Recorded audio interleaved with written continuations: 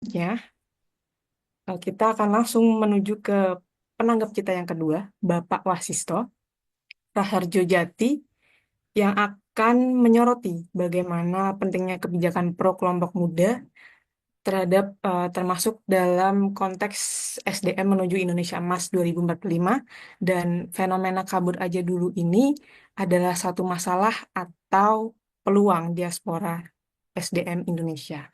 Untuk waktunya kami persilakan.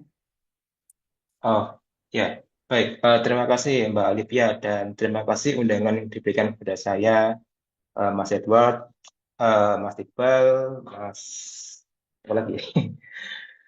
Ya, Mas. Dan juga teman-teman muda bicara yang hadir dalam kesempatan hari ini.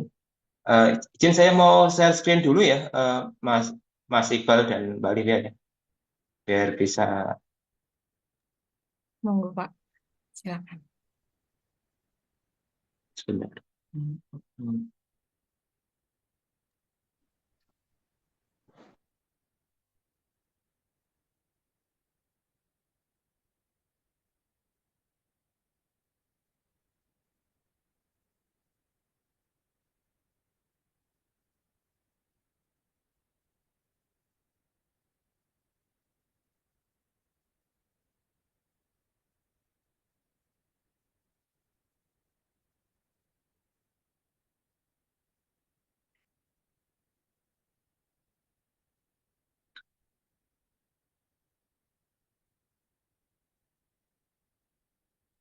Nah, Pak, layar saya sudah kelihatan ya Mbak Olivia ya.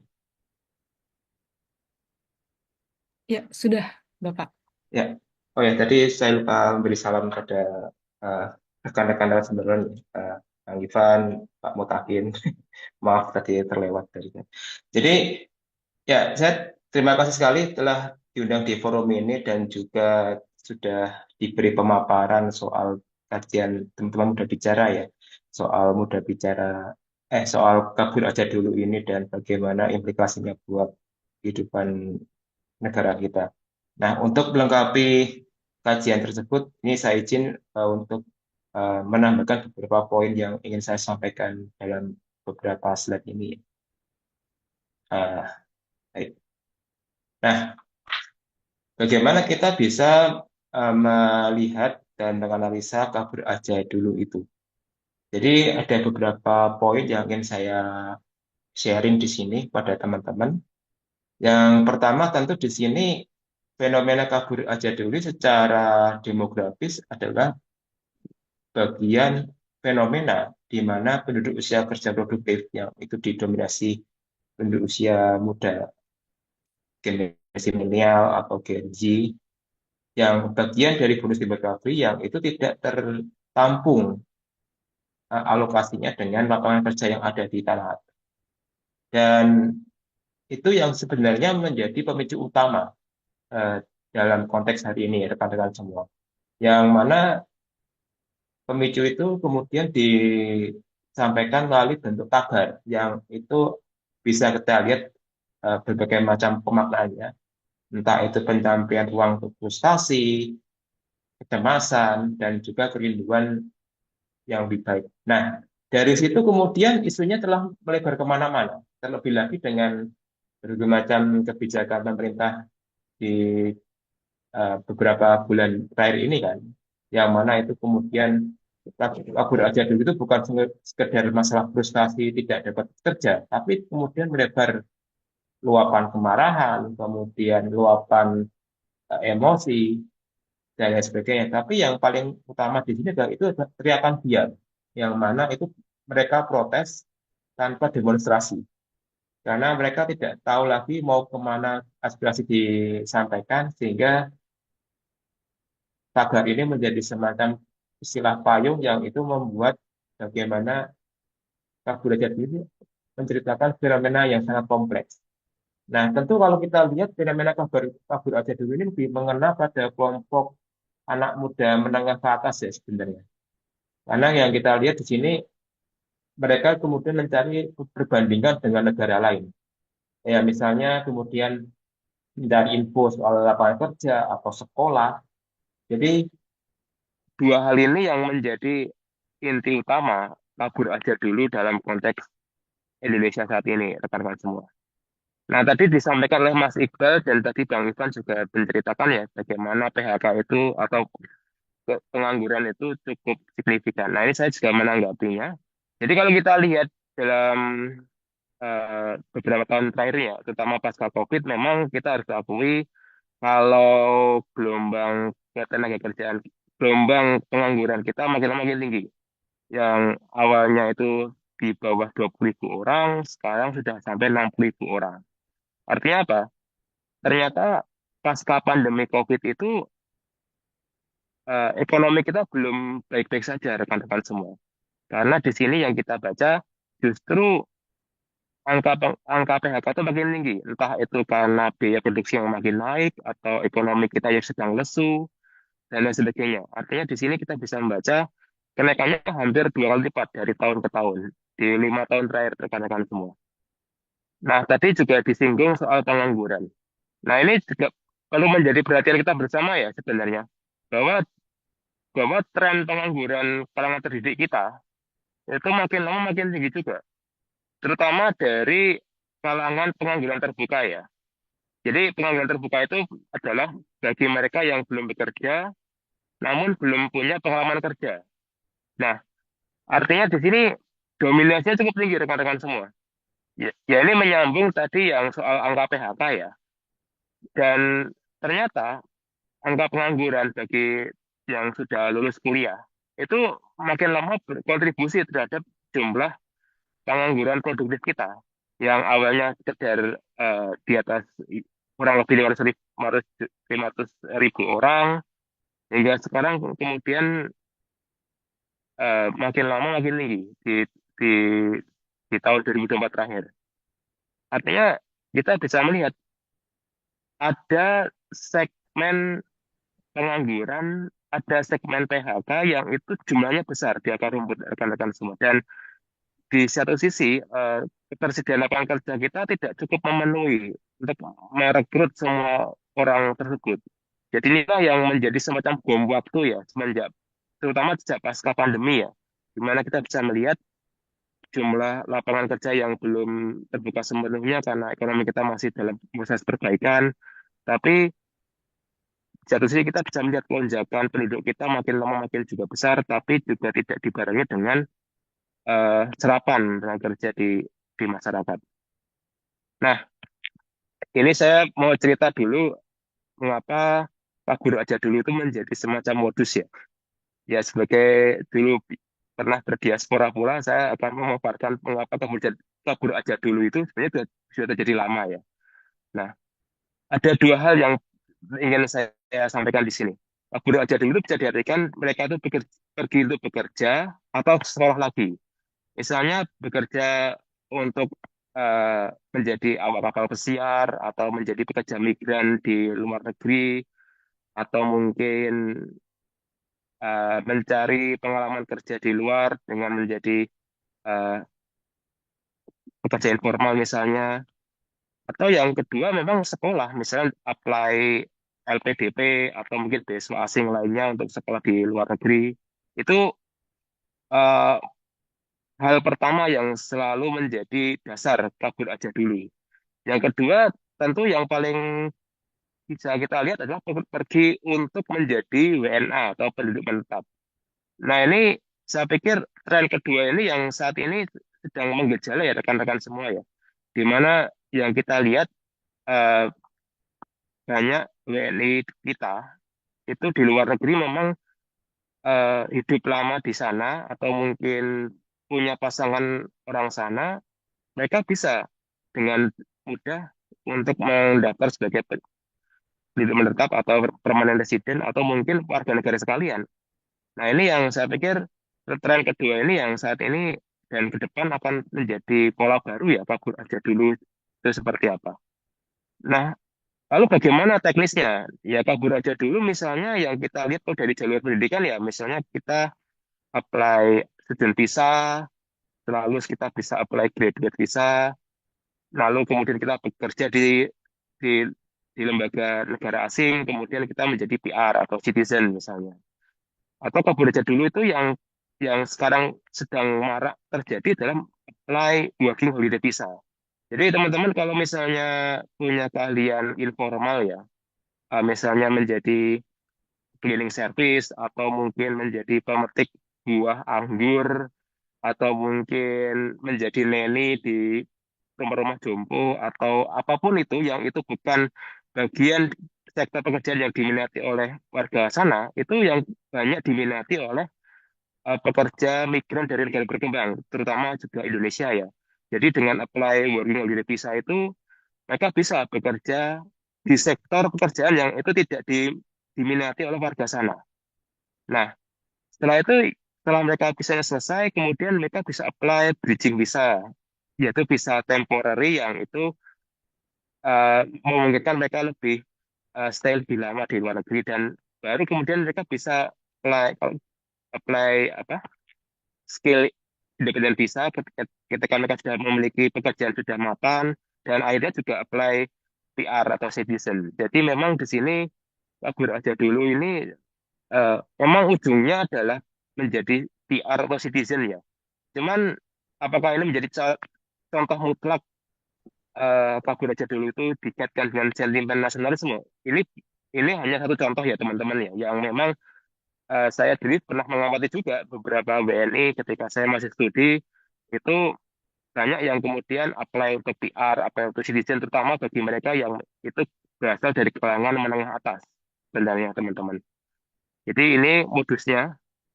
Nah, lalu kalau kita kaitkan dengan tadi penghasilan, yang tadi juga disampaikan oleh Mas Iqbal juga ya. Jadi kalau kita lihat di negara-negara lain, kalau kita kaitkan pula tadi dengan jumlah pengangguran sarjana dan juga PHK kita yang masih cukup tinggi, tentu gaji yang menggiurkan di beberapa negara itu menjadi semacam faktor pemantik cukup kuat ya. Mengapa belajar dulu menjadi suatu fenomena sosial yang cukup keren saat ini ya. Ya misalnya kalau bekerja di Jerman itu ini hitungannya per bulan ya rekan-rekan semua ya. Misalnya ditawarkan gaji 40 juta per bulan. Korea 23 juta per bulan, Arab Saudi 18 juta sekian. Dan yang paling rendah itu Malaysia 5,54 juta sekian. Artinya kalau kita lihat nominal angka penghasilan per bulan ini juga menjadi semacam pendorong karena kalau kita lihat di Indonesia sektor pekerja informal pun belum tentu bisa mendapatkan uang sebesar ini dalam waktu sebulan. Ini hitungannya bersih ya rekan-rekan semua. Jadi memang kalau kita melihat grafik ini, kita bisa membaca bahwa kenaikan jumlah orang untuk luar negeri bekerja itu makin lama makin tinggi. Karena dengan melihat besaran upah atau gaji atau salary yang mereka terima nanti, ya itu yang membuat mereka itu rela ya kemudian lebih suka untuk menjadi diaspora daripada bekerja di dalam negeri yang itu mungkin tidak akan mengalami status kenaikan sosial yang mereka ingin impikan sebenarnya. Nah, ini data terbaru rekan-rekan semua. Jadi memang kita harus akui kalau kesamaan kultur, kesamaan latar belakang itu masih membuat Malaysia menjadi sektor negara yang masih menjadi penempatan utama misalnya. Kemudian Hong Kong, Taiwan, Singapura, dan sebagainya. Nah ini kalau ini sebenarnya lebih pada contoh penempatan pekerja migran kita. Dan ini lebih contoh pada pekerja migran kita yang itu sud- katakanlah mereka yang sudah dalam konteks pekerja white collar employer employee ya atau mungkin di sini profesional katakanlah.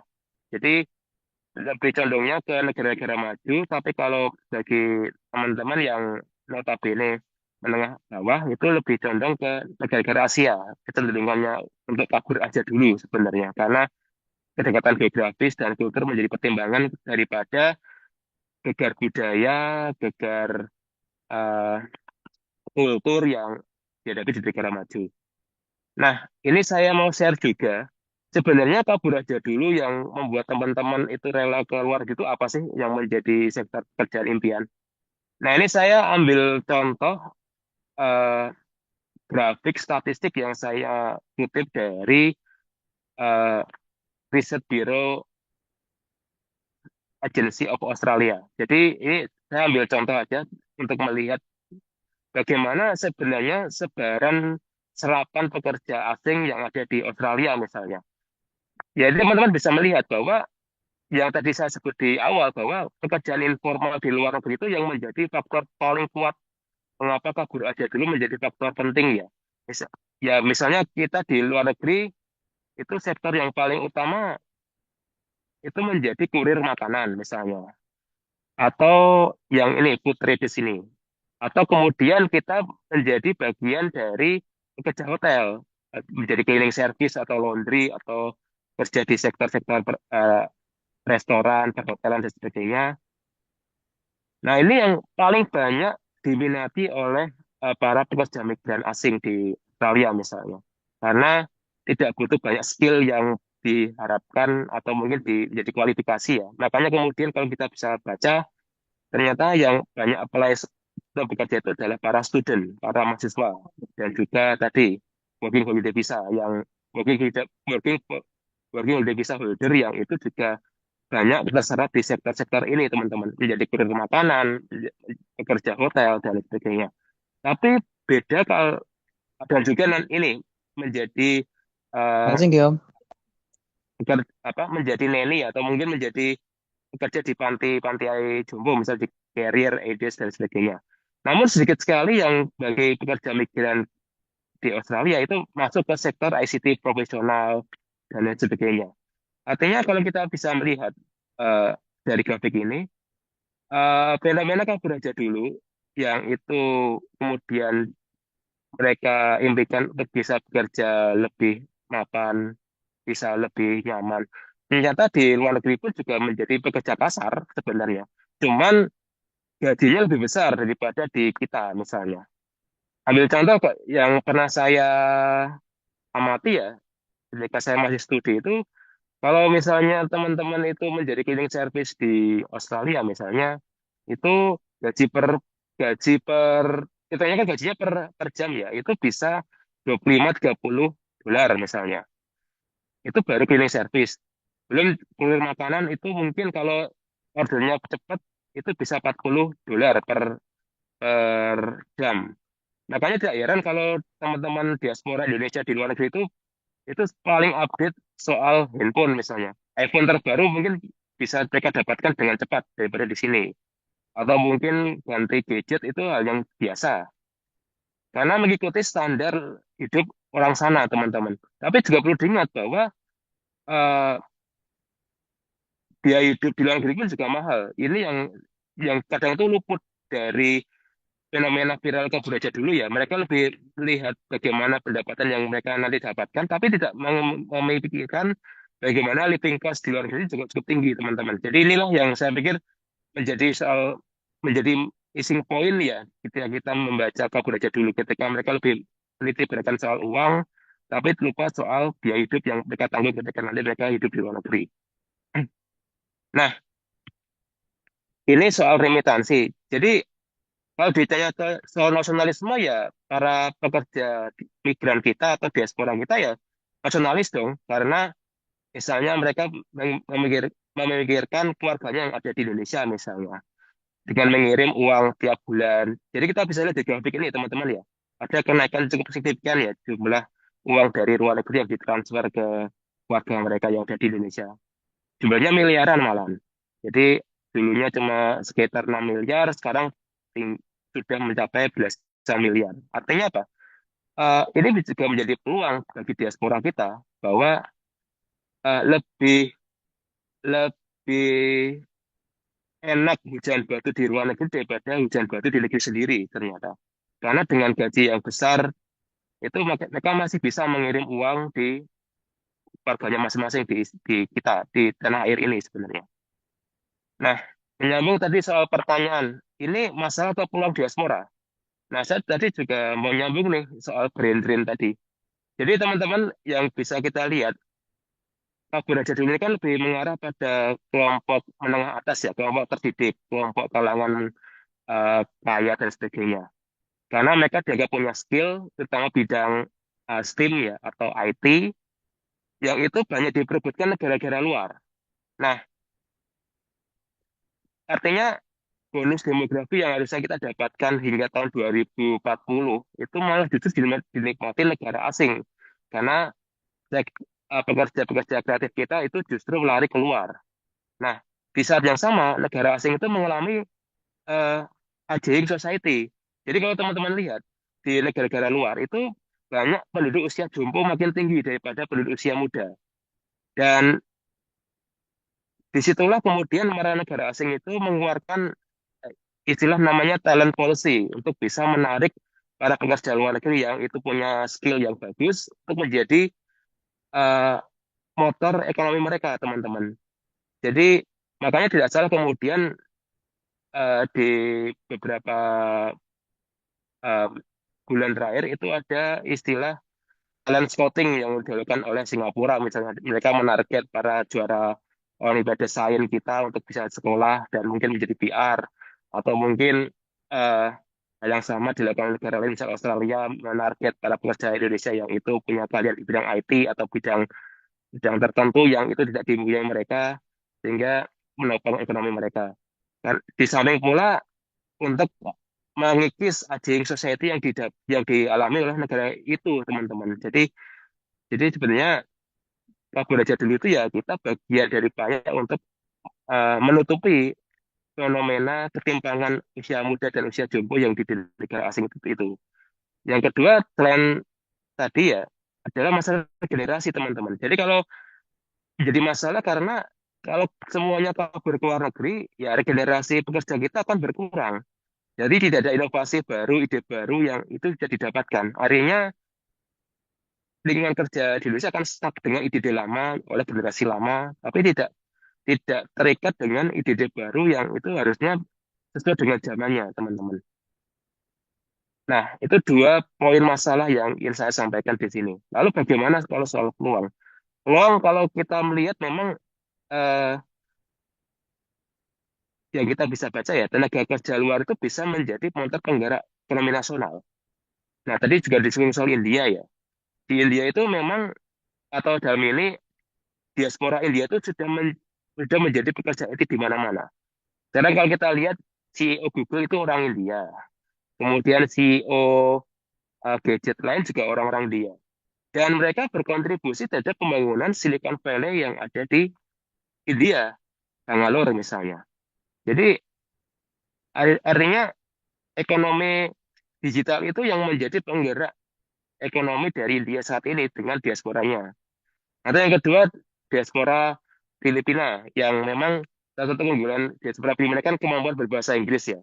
Yang itu justru juga menjadi faktor pendorong ekonomi dengan remitansi yang menyebar dari berbagai macam negara, teman-teman. Jadi memang sebenarnya ada artinya ada 4 poin ya yang saling bertolak belakang ya, antara masalah dan peluang. Kalau kita melihat kabur aja dulu di konteks Indonesia saat ini. Nah, lalu bagaimana dengan pengembangan SDM di Indonesia Mas 2045? Nah, salah satu poin Indonesia Mas 2045 kan adalah penguatan iptek ya. Jadi saya juga sharing apa yang dilakukan oleh kantor saya ya, BRIN ya. Jadi kantor saya sekarang ini lebih cenderung untuk membuat kolaborasi, teman-teman ya. Jadi bagaimana kita kemudian melihat bahwa riset itu bukan lagi domainnya periset, tapi juga publik bisa apply periset. Apply menjadi seorang periset, misalnya, dengan skema hibah dan sebagainya. Jadi sekarang ini riset bukanlah sesuatu yang elit ya, teman-teman, tapi sesuatu yang open source malahan. Jadi ini yang sedang dikembangkan untuk membantu di sama 45 itu.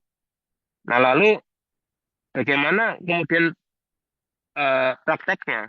Jadi memang sekarang ini BRIN itu sedang giat-giatnya mengeluarkan beasiswa by riset ya, teman-teman ya. Jadi kalau teman-teman di sini bisa apply beasiswa by riset ya, atau menjadi riset asisten di BRIN misalnya, untuk penguatan sektor IT untuk Indonesia Mas 2045. Dan juga kita juga mengembangkan budaya kolaborasi global. Misalnya kita mengundang WNI-WNA dari luar untuk kemudian jadi kolaborator dengan kita dalam soal riset dan teknologi. yang ujungnya juga kemudian kita mengarah ke industri, teman-teman. Jadi sekarang ini riset-riset di negara kita tuh bukanlah dalam peran pengetahuan ya, tapi sudah mengarah ke industri. Harapannya ke sana sebenarnya, teman-teman. Jadi seperti itulah kira-kira eh, yang bisa kita lihat dari penguatan IPTEK. Lalu bagaimana dengan kebijakan pro anak muda? Ya misalnya dalam hal ini eh, optimalisasi training center ya. Jadi penguatan DLPT di tiap provinsi itu menjadi semacam kunci ya, menjadi inkubator bisnis dan sebagainya. Dan juga penguatan kursus vokasional. Karena banyak sekali pekerja-pekerja asing itu mereka itu tidak memegang ijazah S1 S2 tapi lebih memegang ijazah khusus vokasional malahan. Jadi saya pikir ini bisa menjadi macam strategi ya bagi pemerintah untuk menjadi anak muda itu. Jadi lebih banyak menggunakan kursus ini sehingga sektor pekerjaan bisa lebih terserap. Waktunya Mungkin satu. itu saja dari saya, Mbak Alivia dan Mas Oke. Iqbal. Sebelumnya saya mohon maaf, waktu dan tempat saya kembalikan ke moderator. Terima kasih. Oke, terima kasih banyak eh, Mas Wasisto atas pemaparan materinya. Eh, Tadi banyak sekali hal yang menarik untuk di-highlight teman-teman adalah bahwa kabur aja dulu ini termasuk dalam isu kelas bagaimana yang mungkin yang beraspirasi mengenai kabur aja dulu ini adalah kelas menengah ke atas sekaligus bagaimana hal ini juga ada peluang dan masalah. Masalahnya adalah di regenerasi dari pekerja formal maupun informal dalam negeri, sekaligus kita akan kehilangan sumber daya manusia di dalam negeri. Tetapi hal ini menjadi peluang diaspora untuk ekonomi